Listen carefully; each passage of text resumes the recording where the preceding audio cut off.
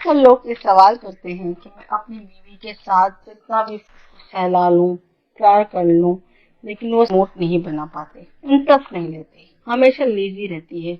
हम बिस्तरी के दौरान कोई एक्टिविटी नहीं करती, जैसे जिम्मी की तरह, कश्ती की तरह लेटी रहती है। तो कहाँ गलती कर रहे हैं? आप ऐसा क्या करें कि बीवी एक्टिवली सेक्स में पार्टिसिपेट करे? इस वीडियो में मैं आपको बताने वाली हूँ कैसे मर्द अपनी बीवी के ब्रेस्ट का मसाज कर सकता है, जिससे वो जल्दी गर्म हो सके और सेक्स में उनका भरपूर साथ दे सके। ब्रेस्ट मसाज टेक्निक्स मेल्स कर सकते हैं अपनी फीमेल्स के लिए, उनको मैक्सिमम प्रेशर देने के लिए। तो सबसे पहले आपको मालूम होना चाहिए कि औरत के जो पॉइंट है इसको अराउज करता है, इसमें हरारत लाता है, इसका मूड सेक्स के लिए बनाता है, वो होते हैं इनके ब्रेस्ट, यानी इनके छातियां। दूसरे मर्दों में इनके जेनिटल एरिया, इनके अराउसिस पॉइंट्स होते हैं।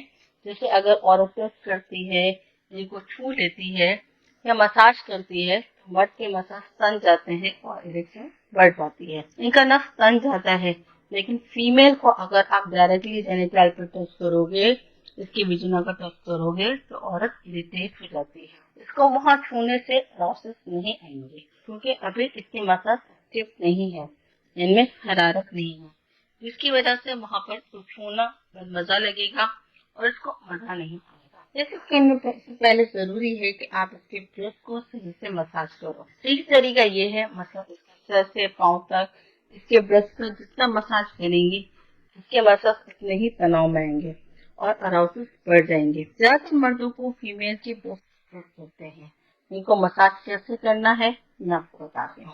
सबसे पहले तरीका जो है, जब आप अपनी बीवी का ब्रेस्ट मसाज शुरू करने वाले हैं, तो सबसे पहला तरीका ये है कि आप इसके ब्रेस्ट को मुकम्मल यानी ऊपर से नीचे इस दोनों हाथों से कुछ देर दबा कर रखें। इसके बाद आप थोड़ा फैला सकते हैं, यानी अपनी 3 या 4 उंगलियां इसके ब्रेस्ट के ऊपर से नीचे फेरें। इसके बाद इसके निप्पस के दायरे में उंगली घुमाएं।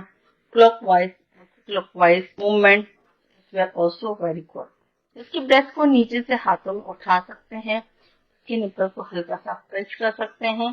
पिंच बहुत ज्यादा नहीं होना चाहिए, बस हल्का सा हो। जैसे आप अपनी 2 उंगलियों के दरमियान निप्पल्स को लेकर हल्का सा पिंच कर सकते हैं। पिंच के अराउंड जो पिंक या ब्राउन एरिया है, अपने फिंगर से हिला सकते हैं, रब कर सकते हैं। राउंड शेप में इस एरिया का मसाज कर सकते हैं, या कुछ बर्फ लेकर इसके निप्पल्स के आसपास फेरें, या सभी कह सकते हैं कि दोनों ब्रेस्ट को ऊपर उठाकर एकदम से छोड़। तो जो वाइब्रेशन होगी वो औरत को बहुत ज्यादा पसंद होती है।